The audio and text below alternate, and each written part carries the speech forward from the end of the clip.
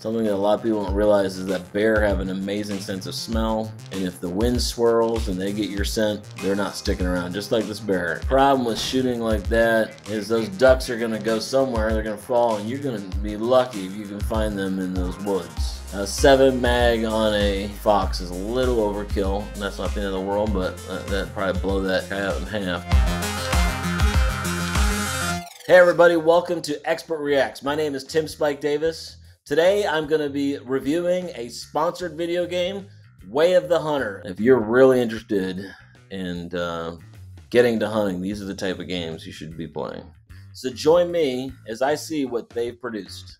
Okay, we are testing and sighting in the rifle, which is always a good idea to be zeroed in before you go on a hunt. You don't want that to be a question when you're out in the field. If you've taken the time to call in and get an animal ready, you do not want your rifle to be off. So it's always good to take that measure of time to sight in your rifle, make sure everything is hitting right where you want it, and you do it at different yardages. Like this guy's here, he's got this different animals at different distances. The point of aim and point of impact is going to be totally different at 50 yards to 100 yards. You don't have time in the field to guesstimate or make second choices about it, so you just want to have it be natural. You have to practice, so it's a very good idea to always put the time in at the range. Glad that they included that in the video. Adds a whole lot of realism that's appreciated.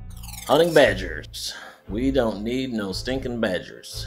One of the things I like about this video game here is this guy's not running. A lot of these other video games, guys are always running with their guns. So this is a lot more realistic of a pace. It's got some critters out there running at the base of this tree stand.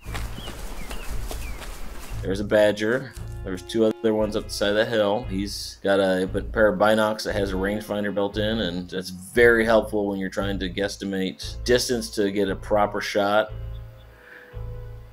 And he's also elevated, which will change the good shot. Good shot placement right at the neck and head area.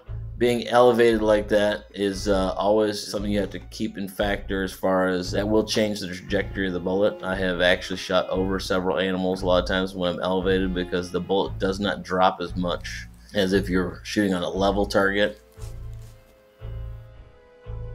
But he's got a badger. Now, one thing's heart and lung. I love this, the fact that they're showing you the anatomy of this animal right through the base of the spine into the heart and lung area. Love the fact they're showing the trajectories. It's very detailed. Shows a lot of thought process being put into this hunting video. It's not just random or misinformation. So one thing they're probably not showing in this video is how bad that badger smells. They stink so bad that most of the times when people shoot them, they think, well, oh my gosh, how am I going to get that thing in the car? Got his binoculars out, and he is looking at the herd here with the distance at about 70, 60 yards. That's a chip shot for a rifle like that. It's just getting a good clean shot through this brush. And so he's gonna wait until this opening here, which is just perfect. The people who designed this is just and the guy made a perfect right behind the shoulder shot on a doe. So clearly going to be putting meat in the freezer. It's not about just the antlers. Providing for his family. A good clean shot behind the shoulder with a bullet like that. Depending on the bullet, you see he finds a blood trail. That's as realistic here. That deer will still be able to run a very far distance, even with a good shot. They're very tough animals, so he's gonna have to follow this blood trail. And depending on the color, I love this too. This is the color of that blood is gonna tell you how well the hit was. If it's very pink and bubbles in it, it means he got a lung shot, which is ideal. If you see blood that's darker, it's more back by the liver, that it's not an ideal shot. The animal will still die, but probably not as quickly. So as he's going through, he's trying to find that blood trail, and with that pink frothy blood, he's probably gonna be successful. Now he's got a buck out here tending some does, so he's gonna decide, do I want the antlers or do I want the meat? Looks like he's going for the meat. For rifle shots, these are pretty easy. Anything under 100 yards. Oh, this is meters.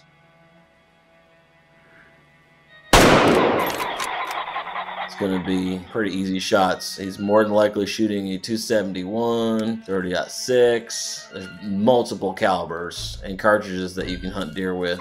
They're effective, but those are all within under 100 meters or 100 yards is very doable. So yeah, very realistic blood trail, and I love the fact that they're doing a follow-up here on the anatomy through the front of the brisket shot, heart and lung. You want to get low in that cavity, and that's what this guy is doing. Low in that engine room where the blood and where the heart and lungs are. If you get high, that animal can still run off a long distance. It's a mortal shot, but that animal can run a long distance. So you want to humanely put that animal down as fast as possible. I love all the detail on this. Whoever compiled this game really knew their stuff. Took time to really get into the details.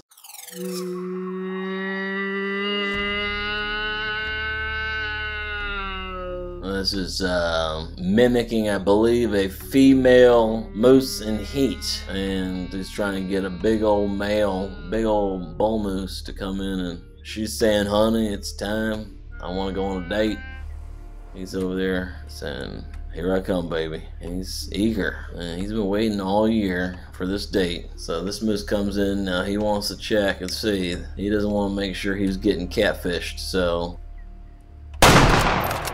front brisket shot, shoulder like that, and then you make a head shot. Again, a running shot like this is very difficult. I doubt that a full-grown moose could take a head shot like that and still run off, but depending on what caliber you're using, it would be very risky business to walk in and check in on a moose that, hey, you had shot twice that didn't go down, because that moose is really ticked and probably gonna attack anything. Oh, there he goes down. It's a good idea for him to keep his distance. That moose gets up, and the final charge, the last of his little life, he's gonna gouge you and rub you off into the ground. Now, we'll see what this guy does. Yep, get right behind it. Best thing to do is reach down and touch that moose with the barrel of your gun to see if he reacts. And if he flinches or whatever, you step back and let him die. You don't want to be in there with him still thrashing around. Do some damage on you. But yep, detail here, they got everything. The windage, very well done and executed game. Love the fact that they have compass at the top. These are all real world things that you have to think about when you're out hunting.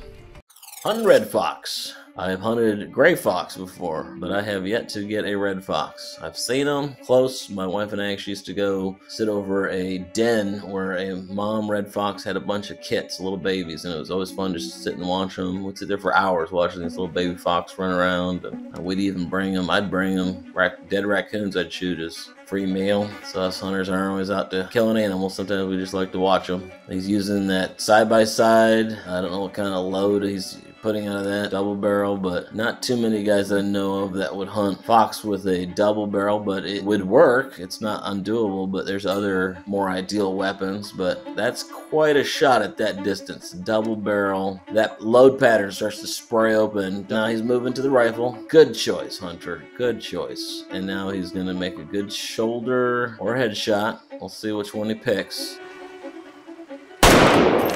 Shoulder shot, and that animal drops immediately. He knows where it's at. He can go over and get it. Now, love the fact this guy isn't running. He's just walking. He's tapping up the pace a little bit. Makes him a little excited. Maybe it's his first fox. But generally, you're hunting gray fox or fox, whether it's red or gray, for predator control or for pelts. They do have a very, very beautiful pelt. You know, fox will get into your chicken coops, will get up your cats and dogs. They'll go after other game that you're trying to get, you know, raised. So it's always nice to have somebody who keeps a tab on the predator numbers. And I just love the detail here, all the things from the type of gun, the caliber. However this game's been laid out, I like it. It's just very calm and serene. It literally is probably one of the closest games I've watched where I would say it represents the best about what it's being out in the woods. It's not all about dramatic music and animals running, jumping at you. If you're really interested in getting to hunting, these are the type of games you should be playing. He's going to go to his safe, and he's got his 243 is another caliber that's good, but these are larger. I mean, these are ones for larger games, so For me, I would probably, 223 is what I shoot. 308 is still, these are some large caliber weapons for the game that he's just been hunting with. These are things I'd probably go after, like, 300 Win Mag, I'd go use that for like boar hunting. And the Leupold scope, I got me a Leupold myself. Love them, great product. Yep, Leupold's one of the best. But everyone has their own versions or their own products they like to use. But I have a Leupold scope on my Savage rifle, and it is killing machine.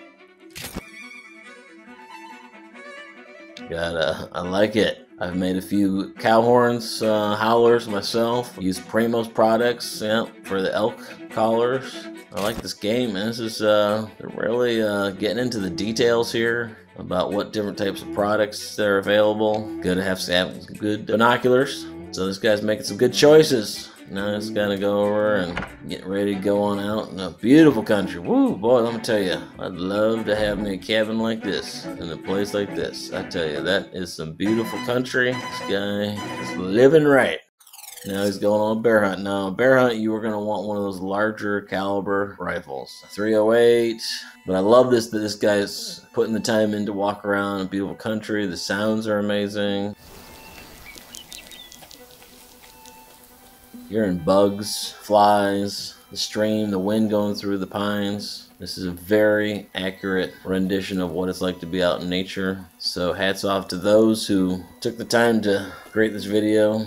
I don't know what he's... Oh, he sees something off in the distance there. This critter's hauling. He's going to get out his binocs, his bushnells, and you see a bunch of deer or elk. I don't know what those are. Look like they're black-tailed deer hauling butt. And a lot of times when you'll see a pack of deer or a herd of deer like that running off, it means something has bumped them. It's usually another predator, like a wolf, a coyote, or a bear. And all the deer or other critters, you see birds flying away from somewhere, but a lot of times it means there's a predator in the area.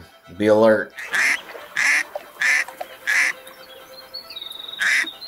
There's a black bear there, coming down to get some water, drink, probably dig up some crustaceans, clams. This is very natural looking. I like this. Bear probably got wind of that hunter. Something that a lot of people don't realize is that bear have an amazing sense of smell. And if the wind swirls and they get your scent, they're not sticking around, just like this bear. And this guy is not taking a risky shot, which is very respectful. He could have shot through that brush, but he chose to be disciplined and wait for a better shot. So here's a good one right here. Very small window of opportunity. Again, a lot of times it's better to be sure on the shot than just fling lead down there. And that's very well thought out for this video game. Okay, he's hunting elk from the most beautiful cabin in the world, in the most beautiful scenery in the world here. So, super jealous. Going back to the safe. He's looking through his rifle collection, going with the Steyr. Steyr is, I believe, Austrian made. Maybe already got an over-under, got a side-by-side. Hey, this guy's got the setup, man. Please, give me his safe. There's a lot of money in these guns. And he's going with a 22 caliber with a scope he puts on the top of this thing. What's he going with the red dot? So, be interesting to see what he goes hunting with that combo. And he's got a... another rifle, I didn't catch which one it is, but a 3x5, 15 by 50 scope. He's going to get some distance with that one. So if he's going with the elk collar, that's broad, jackrabbit, predator collar. Yeah, coyote or wolf hunting here. A lot of times when you're out predator hunting, you want to use a call that mimics the sound of an injured rabbit, and that's quite effective. So bringing along a duck call and a hog call. Let's see what our next hunting venture is. Honey, I'll be back. See you later. Okay. He's heading out. He's beautiful country.